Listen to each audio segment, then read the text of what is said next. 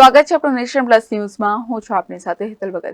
વડોદરાના વાઘોડિયા રોડના કલાદર્શન ખાતે આવેલ આશરે 10 વર્ષ જૂની ભાથુજી મહારાજની ડેરી પર મહાનગરપાલિકાની દબાણ શાખાએ તરાપ બોલાવતા સ્થાનિક રહીશોમાં ભારે રોષ જોવા મળ્યો હતો।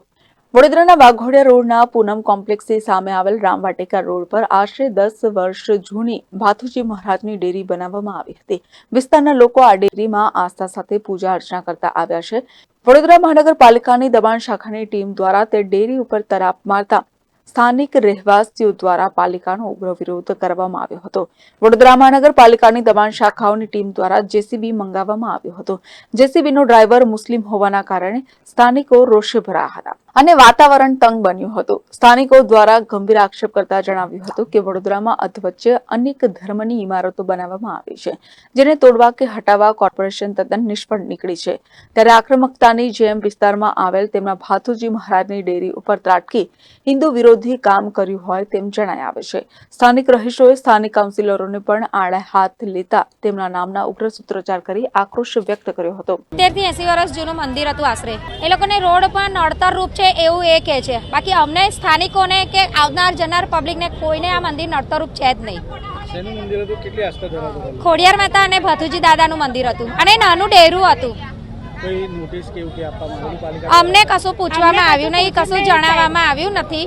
એ લોકો જ્યારે ઝાડ કાપ્યું ત્યારે અમે પૂછ્યું, એમની પાસે ખાલી ટ્રીમિંગ કરવાની પરમિશન હતી, કાપવાની પરમિશન આખું ઝાડ નથી। એટલે અમે આગળ એપ્લિકેશન કરેલી ઓનલાઈન કે ભાઈ આ લોકો આવી રીતે ઝાડ કાપ્યું છે, એનું શું છે સ્ટેટસ। લીમડાનું ઝાડ 50 વર્ષ જૂનું હતું, કાપી કાઢ્યું, અમને પૂછ્યા કાચ્યા વગર।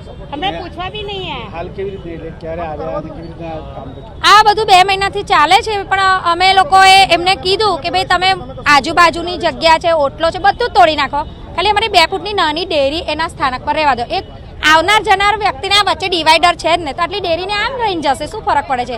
તોડ્યા પછી બી અહીંયા લોકો પાર્કિંગ જ કરવાના છે, આ જગ્યાનો બીજો કોઈ જ ઉપયોગ છે નહીં। એકચ્યુઅલી નડતર અમને આ થાંભલો છે, થાંભલો તોડવાની વાત કરેલી અને પછી આખી વસ્તુ એમણે એમની જાતે લખી દીધું કે સ્થાનિક લોકોને આવનાર જનાર લોકોને અડચણરૂપ છે, એટલે અમે આ ડેરી તોડીશું એવું એમણે અમારા કોર્પોરેટરે જાતે અરજી કરી અને જાતે બધું કરેલું છે, અમને કશી જાણ કરી નથી।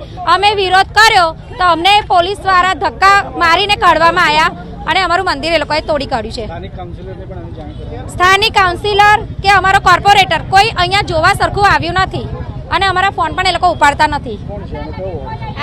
આ આશીષ જોશી છે, વોર્ડ નંબર 3 લાગુ પડે છે ને, આપણે 15 વોર્ડ નંબર 15 લાગુ પડે છે અને અમારી કાઉન્સિલર અમારી સોસાયટીમાં જ રહે છે, પણ એ પણ અહીંયા જોવા સરખી આવી નથી। એમનું કંઈ પારુલબેન નામ છે અને આશીષ જોશી અમારો કોર્પોરેટર છે, બરાબર। એટલે અમે મૂર્ખા ને કે અમે તમને વોટ આપી અને ચૂંટીને લાયા, અમે એવું વિચારી લાયા કે ભવિષ્યમાં અમારે કંઈક કામ પડશે તો આ લોકો અમારી મદદે આવશે, પણ આજે એ લોકો જોવા પણ આવ્યા નથી। એટલે મારી માંગણી એટલી છે ને મારી પ્રજાજનોને બી એવી જ વિનંતી છે કે હવે કોઈને બી વોટ આપતા પહેલા 100 વાર વિચાર કરજો કે આ લોકો આપણું ભલું નહીં કરતા, પોતાનું ભલું કરે છે, પોતાના ખિસ્સા ભરે છે અને જ્યારે ખરેખરની તકલીફ હોય ને આપણે મળવા જઈએ ને તો એ લોકો આપણને સરખો જવાબ આપવા બી તૈયાર નહીં હોતા। હા, અમારી ઈચ્છા એવી છે કે અમારી ડેરી અમારું મંદિર બચે, અમારે મંદિર બચાવવું જ છે, ભલે નાની તો નાની, પણ અમને અમારું મંદિર જોઈએ। એ જેટલી વાર તોડશે ને અમે એટલી વાર બનાવીશું અને અમને ખોટી હેરાનગતિ મહેરબાની કરીને ના પોલીસ વાળા કરે ના કોર્પોરેશન વાળા કરે, કેમ કે અમે ન્યાયથી બોલીએ છીએ, કોઈ હક નથી। અમે બરાબર છે, અમે કોઈની આગળ દરિયા તળવા લઈને ઊભા નથી થયા કે એ લોકો નાના છોકરાઓને ધક્કા મારે પોલીસ વાળા। તો અરે પેલા છોકરાને હાથે પાટો છે, આ લેડીઝ લોકો પણ ધક્કા મારે છે છોકરાએ, જો એવા શબ્દ બોલીને ધક્કા માર્યા છે, બરાબર છે। અમે કઈ ક્રાઇમ નથી કર્યો, અમે ગુનો નથી કર્યો, અમે ન્યાયથી લડે છે, અમે ન્યાયથી લડે છે। અમે એમની પાસે 2 મહિનાથી અમે એક જ વસ્તુ માંગી કે તમે અમને પરમિશન લેટર બતાવો, અમે તમને સાથ આપીશું। અહીંથી 27 મીટરનો રોડ શાસ્ત્રી બાગથી પરિવાર સુધીનો તમે કહો, પછી અમે અમારું મંદિર જાતે હટાઈશું। એ એમને કરવું નથી। સ્વામી વિવેકાનંદ સ્કૂલ, બરાબર, એ બી કોઈ નેતાની છે, ભાજપની, મારે નામ જાહેર કરવાની જરૂર નહીં, બધાને ખબર છે।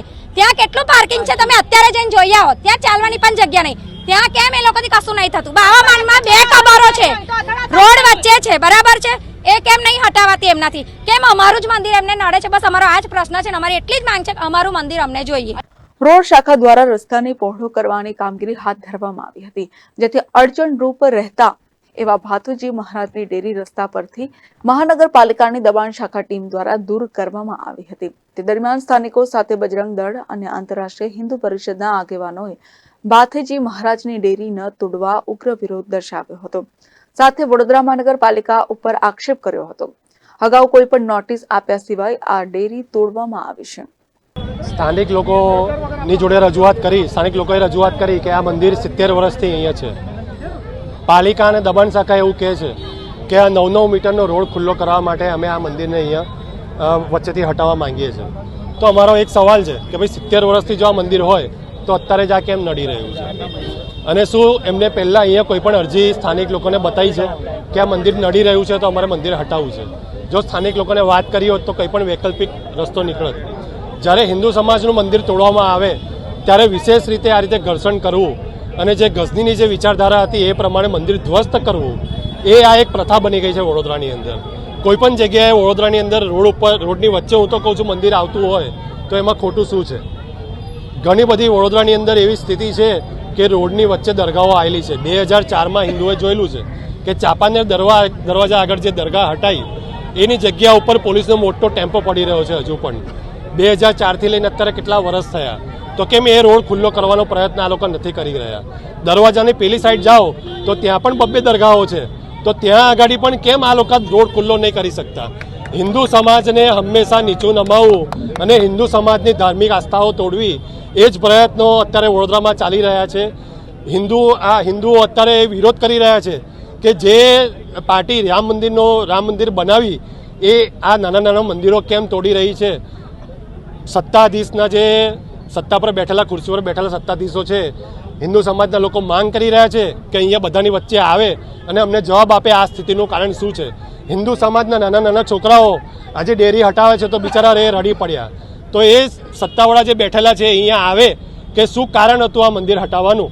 અને આ મંદિર એક વખત હટાયું, બીજી વખત સ્થાનિક લોકોએ ડેરી અહીંયા મૂકી, ફરી વખત પાલિકાના લોકો અહીંયા આવ્યા છે હટાવવા માટે. આંતરરાષ્ટ્રીય હિન્દુ પરિષદ અને રાષ્ટ્રીય બંધ સ્પષ્ટ છે, જેટલી વખત અહીંયાથી ડેરી હટાવશે એટલી વખત અમે ડેરી મૂકીશું. પછી પાલિકા પ્રશાસનને અને પોલીસ પ્રશાસનને જે પણ હિન્દુઓના વિરોધ એક્શન લેવું હોય એ લઈ શકે છે. જેટલી વખત મંદિર અહીંથી હટશે એટલી વખત મંદિર અહીંયા અમે મંદિર રાખીશું. ત્યાર પછી જે લોકતાંત્રિક પદ્ધતિથી વિરોધ કરવાનો હશે એ અમે સ્પષ્ટપણે કરીશું. આ સ્થાનિક લોકો અહીંયા છે બધા, એમની જોડે પણ આપ વાત કરી જો કે અહીંયા ઘડી જે પાલિકા દ્વારા જે અરજી આપવામાં આવી જોઈએ એ અરજી આપવામાં આવી નહીં. જે નીતિ નિયમ જે હોય છે એ પૂરા કરવાના હોય એ પૂરા કર્યા નથી. તો એ કર્યા વગર અહીંયા પાલિકાનો કોઈ પણ અધિકારી અહીંયા જવાબ આપવા આવવા માટે તૈયાર છે નહીં કે આ મંદિર હટાવવાનો ઓર્ડર કોને કર્યો. અમે વારંવાર એ લોકોને પૂછી રહ્યા છે કે આ મંદિર હટાવવાનો ઓર્ડર કોને કર્યો, એમને વચ્ચે લાવો, અમને સમજાવો કે આ મંદિર કઈ રીતે વચ્ચે પડી રહ્યું છે, પણ કોઈ પણ વચ્ચે આવવા તૈયાર નહીં. રોડ બનાવવાવાળા એવું કહે છે કે અમને પાલિકાએ કીધું અને પાલિકાવાળા એવું કહે છે કે આ રોડ જે બનાવો છે આ એમનો ઓર્ડર છે. બધા એકબીજાને ટોપી ઉપર નાખી રહ્યા છે, કોઈ પણ વ્યક્તિ સામે આવવા તૈયાર નથી. જેસીબી અહીંયા લઈ આવ્યા, અમને જેવું ધ્યાનમાં આવ્યું કે એક મુસલમાન જેસીબી ચલાવી રહ્યો છે, તો શું સત્તાધીશો આટલા બધા આંધળા છે કે એક મુસલમાનના દ્વારા મંદિર તોડવામાં માંગી રહ્યા છે? શું એ લોકોને આટલું ખબર નથી પડતી કે એક મુસલમાન ડ્રાઈવર ગમે તે હશે તો એને કેમ જેસીબી પર ચડાવીને આ મંદિર તોડવાના હોય એમને ઓર્ડર કર્યો? આજે જે પણ પાલિકાના અધિકારીઓ હોય જેમને પણ આ ઓર્ડર કર્યા છે એમને હિન્દુ સમાજની વચ્ચે આવવું પડશે અને આ જવાબ આપવા પડશે. ત્યારે વડોદરા મહાનગરપાલિકાની દબાણ શાખાના ડિરેક્ટર મંગેશ જયસ્વાલ પણ સ્થળ ઉપર હાજર હતા. ઘટનાની ગંભીરતા જોતા તેમની સમય સૂચકતાથી પોલીસ બોલાવી હતી અને અડચણરૂપ ભાથુજી મહારાજની ડેરી તોડવાની કાર્યવાહી પૂર્ણ કરવા કામગીરી આરંભી હતી. પૂર્વ ઝોન કાલા દર્શન 4 રસ્તાથી શાસ્ત્રીબાગ જતા ચીમનલાલ પાર્ક વાળા ભાગે ત્યાં એક અનધિકૃત સ્ટ્રક્ચર બનાવવામાં આવેલું હતું અને એ રિમૂવલની કાર્યવાહી ચાલુ છે અને રોડ પ્રોજેક્ટ દ્વારા અને રોડ બનાવવાની કામગીરી ચાલુ છે. સ્થાનિકોની ઉગ્ર રજૂઆત છે કે ડેરી છે લોકોની આસ્થા સાથે જોડાયેલી છે, સાથે પ્રાયર નોટિસ આપવામાં નથી આવી, તેમ છતાં ના, એ બાબતે પણ પ્રોજેક્ટ દ્વારા યોગ્ય કાર્યવાહી કરવામાં આવેલી છે. રોડ એક્સપેન્શનની જે કામગીરી છે તે અગાઉ પણ નોટિસની જાણ કરવામાં આવતી હોય છે, તેમ છતાં બધી નિયમ મુજબની કાર્યવાહી જે તે વિભાગ દ્વારા કરવામાં આવે છે. લીમડાનું ઝાડ આવેલું હતું સ્થાનિકોનું એવું પણ કેવું છે કે એમાં પણ એની મંજૂરી લઈને યોગ્ય કાર્યવાહી કરવામાં આવેલી છે. આગળ જેટલી પણ જે ટ્રાફિકના દબાણ કે અડચણરૂપ જેટલી પણ દબાણો છે તે પણ એવી રીતે જ કાર્યવાહી કરવામાં આવશે જેથી એટલે તમામ જગ્યાએ કાર્યવાહી ચાલુ જ હોય છે, એવું કોઈ એ નથી હોતું. જ્યાં પણ જેવું લાગતું હોય એ જગ્યાએ કાર્યવાહી ચાલુ જ આસ્થા અને હોય. આક્ષેપો એવો છે કે પાંજરેકર મુલ્લાની જે વસ્તુ છે કે તે પણ અડચણરૂપ છે, તેમ છતાં ત્યાં કશું નહીં થયું. તમામ જગ્યાએ જ્યાં જેવી જરૂરિયાત પડતી હોય તે પ્રમાણે કામગીરી કરવામાં આવે છે. આગળની શું કાર્યવાહી રહેશે આ દબાણ? બસ અત્યારે પ્રોજેક્ટનું કામગીરી ચાલુ છે જોડે. વળતર રૂપે તેમને કોઈ કોમ્પન્સેશન તરીકે બીજું કંઈ આપવામાં આવશે? એની પ્રોજેક્ટ દ્વારા યોગ્ય કાર્યવાહી કરવામાં આવેલી છે. ભાથુજી મહારાજની ડેરી તોડવાના મુદ્દે સ્થાનિક રહીશો તેમજ પોલીસ વચ્ચે ઘર્ષણ પણ સર્જાયો હતો. દબાણ હટાવવાની કામગીરીમાં અવરોધ ઊભા કરનાર લોકોને પોલીસ દ્વારા ડિટેન કરવાની કામગીરી પણ હાથ ધરવામાં આવી હતી.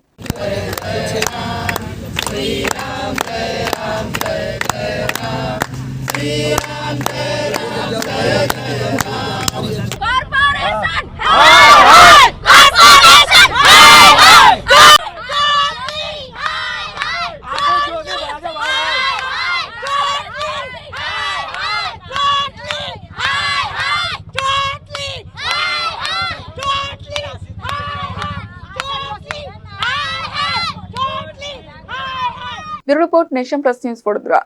સમાચારોના સતત અપડેટ માટે નેશન પ્લસ ન્યૂઝના યુટ્યુબ ચેનલને સબસ્ક્રાઇબ કરો, બેલ આઇકન દબાવો અને ફોલો કરો ઇન્સ્ટાગ્રામ, ફેસબુક અને ટ્વિટર પર.